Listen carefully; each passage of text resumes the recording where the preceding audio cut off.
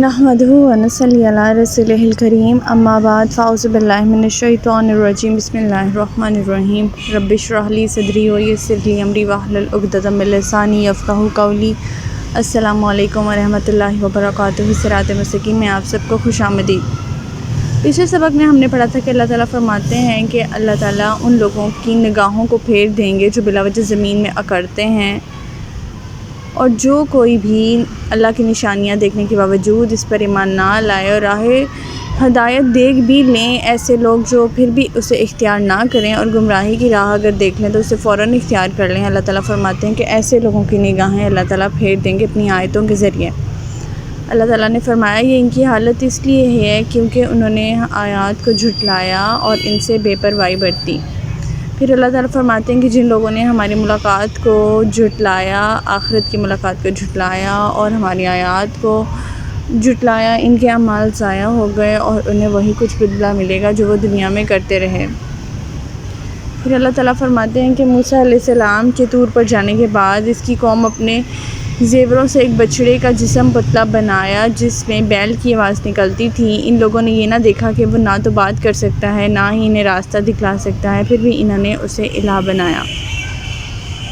اللہ تعالیٰ فرماتے ہیں وہ تھے ہی بے انصاف لوگ، اور جب وہ شرمسار ہوئے اور دیکھا کہ وہ گمراہ ہو گئے تو کہنے لگے اگر ہمارے پروردگار نے ہم پر رحم نہ کیا اور ہمیں معاف نہ کیا تو ہم برباد ہو جائیں گے۔ پھر اللہ تعالیٰ فرماتے ہیں کہ جب موسیٰ علیہ السلام غصہ اور رن سے بھرے ہوئے اپنی قوم کی طرف واپس آئے تو انہیں کہا تم لوگوں نے میرے بعد بہت بری جانشینی کی، تمہیں کیا جلدی پڑی تھی کہ اپنے پروردگار کے حکم کا بھی انتظار نہ کیا، پھر تختیاں پھینک دیں اور اپنے بھائی کو سر سے پکڑ کر اپنی طرف کھینچنے لگے۔ ہمارا آج کا سبق آیت نمبر 151 سے لے کر آیت نمبر 155 تک ہے، تو آج کا سبق شروع کرتے ہیں۔ بسم اللہ الرحمن الرحیم۔ قال رب اغفر لی ولی وادخلنا فی رحمتک وانت ارحم الراحمین۔ موسیٰ علیہ السلام نے تب دعا کی پروردگار مجھے اور میرے بھائی کو بخش دے اور ہمیں اپنی رحمت میں داخل فرما، تو ہی سب سے زیادہ رحم کرنے والا ہے۔ آیت نمبر 152۔ ان الذین اتخذوا العجل سینالهم غضب من ربهم وذلۃ فی الحیاۃ الدنیا وکذلک نجزی المفترین۔ اللہ تعالیٰ نے جواب میں فرمایا جن لوگوں نے بچڑے کو الہ بنایا تھا ان پر ضرور ان کے پروردگار کا غضب نازل ہوگا اور وہ اس دنیا کی زندگی میں رسوا ہوں گے، اور اللہ پر افطرا کرنے والوں کو ہم ایسی ہی سزا دیا کرتے ہیں۔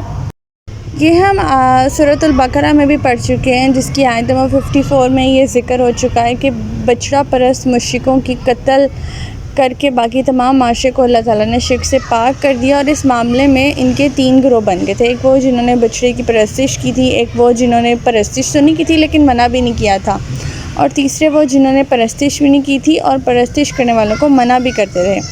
جب ان لوگوں کو اپنے اس جرم عظیم کا احساس ہوا تو انہوں نے اللہ تعالیٰ سے توبہ کی درخواست کی۔ اللہ تعالیٰ نے توبہ کی قبولیت کی شرط یہ رکھ دی کہ تمام گوسالہ پرست مشرکوں کو قتل کر دیا جائے، اور انہیں قتل کرنے والے وہ لوگ ہوں گے جو خود اس شرک سے بچتے بھی رہے اور مشرکوں کو اس شرک سے منع بھی کرتے رہے۔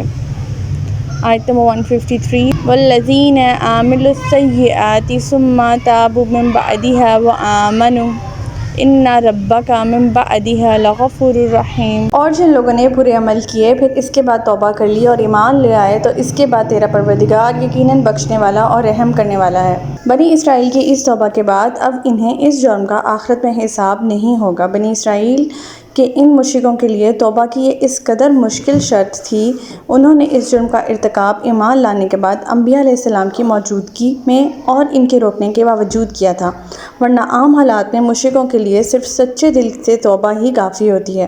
اگر وہ سچے دل سے توبہ کر لیں تو انہیں اللہ تعالیٰ سے امید رکھنی چاہیے کہ وہ ان کے گناہوں کو معاف فرما دیں گے۔ آیت نمبر 154۔ وَلَمَّا سَقَطَ عَن مُوسَى الْغَضَبُ أَخَذَ الْأَلْوَاحَ وَفِي نُسْخَتِهَا هُدًى وَرَحْمَةٌ لِّلَّذِينَ هُمْ لِرَبِّهِمْ يَرْهَبُونَ۔ اور جب موسیٰ علیہ السلام کا غصہ فرو ہوا تو اس نے تختیاں اٹھا لیں، اور ان کی تحریر کے مطابق یہ ان لوگوں کے لیے ہدایت اور رحمت تھی جو اپنے پروردگار سے ڈرتے ہیں۔ اب اپنے اور اپنے بھائی کے حق میں دعائے مغفرت اور رحمت کرنے کے بعد اللہ تعالیٰ نے گوسالہ پرستوں کے حق میں اپنا فیصلہ بتلا دیا۔ اتنی دیر میں سیدنا موسیٰ علیہ السلام کا غصہ بھی دور ہو چکا، تو آپ نے وہ تختیاں زمین سے اٹھائیں، پھر ان تختیوں کے مختلف قبائل کے لیے نقول تیار کرائے، ان میں اللہ تعالیٰ فرماتے ہیں کہ اگرچہ ان تختیوں میں ان کے زندگی کے لیے رہنمائی موجود تھی، اس لحاظ سے ایک طرح سے اللہ کی رحمت بھی تھی، مگر یہ رہنمائی تو اسی شخص کو سود مند ہو سکتی ہے، فائدہ پہنچا سکتی ہے جو یہ سمجھنے والا ہو کہ یہ واقعی اللہ تعالیٰ کی طرف سے ہے۔ مگر جو لوگ خود ہی ہدایت کے طالب نہ ہوں اور نہ ہی انہیں کوئی انٹرسٹ ہو ہدایت لینے میں، تو ایسے لوگوں کو ہدایت ملتی بھی نہیں ہے۔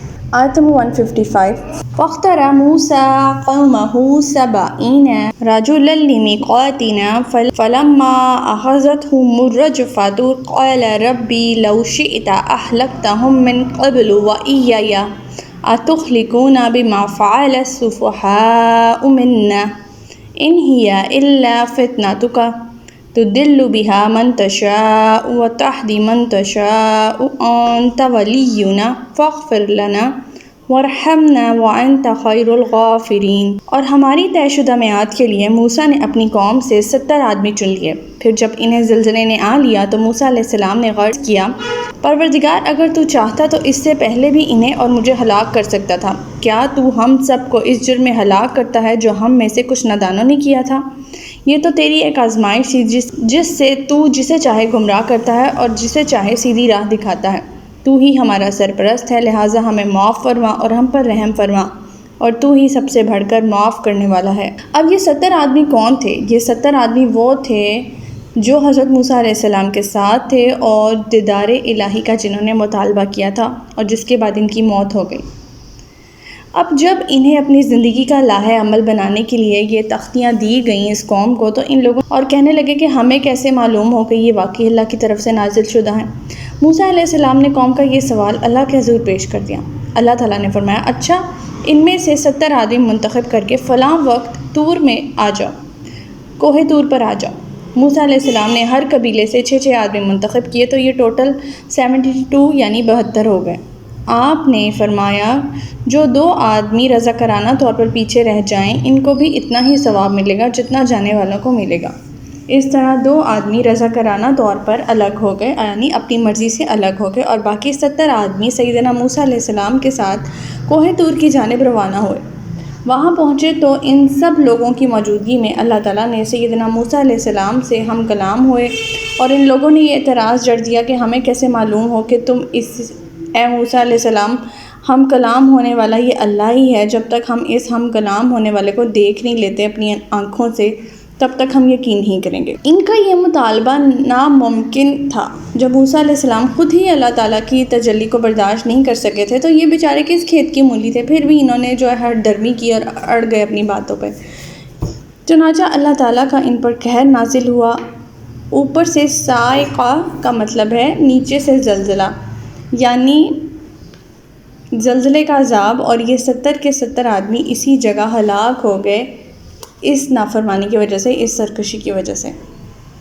سیدنا موسیٰ علیہ السلام کی دعا سے ان 70 آدمیوں کا دوبارہ زندہ ہونا وہ بھی اس آیت سے ثابت ہے۔ اب موسیٰ علیہ السلام حیران تھے، پریشان تھے کہ کریں تو کیا کریں، واپس جانا ہے۔ پہلا سوال یہ ہوگا کہ جو آدمی آپ کے ساتھ گئے تھے وہ کہاں ہیں؟ ان ہلاک شدہ لوگوں کے پاس رہنے کا بھی کچھ فائدہ نہ تھا۔ آخر اللہ تعالیٰ سے فریاد کی کہ اگر انہیں بلکہ مجھے بھی ہلاک کرنا تھا تو ان کی قوم کے سامنے کرتا تاکہ مجھ پر تو کوئی الزام نہ آتا۔ اب ان نادانوں کی کچھ جو نادان تھے جنہوں نے خواہش کا اظہار کیا تھا، ان کے خواہش کے اظہار کے طور پر ہم سب کو تو ہلاک کرنا چاہتا ہے۔ یہ سارے کا سارا واقعہ ایک آزمائش تھا جس میں کچھ لوگ گمراہ ہوئے اور باقی راست پر بھی قائم تھے، لہٰذا ہم پر رحم فرماتے ہوئے ہمیں معاف فرما دیں، اور آپ سے دعا ہے کہ ان ہلاک شدہ لوگوں کا قصور معاف کر دیا جائے اور انہیں دوبارہ زندگی بخشی جائے۔ اور اس واقعے کی ڈیٹیل ہم سورۃ البقرہ کی آیت نمبر 56 میں بھی پڑھ چکے ہیں۔ پھر اللہ تعالیٰ کے حکم سے وہ لوگ دوبارہ زندہ ہو گئے تھے۔ تو ہمارا آج کا سبق یہیں تک تھا۔ اللہ تعالیٰ سے دعا ہے کہ اللہ تعالیٰ قرآن پاک کے احکامات پر ہمیں عمل پیرا ہونے کی توفیق عطا فرمائے۔ اللہ پاک ہمیں ہدایت دے کہ جس کے بعد گمراہی نہ ہو۔ ربنا لا تزغ قلوبنا بعد إذ هديتنا وهب لنا من لدنك رحمة إنك أنت الوهاب سبحانك اللهم وبحمدك نشهد أن لا إله إلا أنت أستغفرك وأتوب إليك۔ السلام علیکم ورحمۃ اللہ وبرکاتہ۔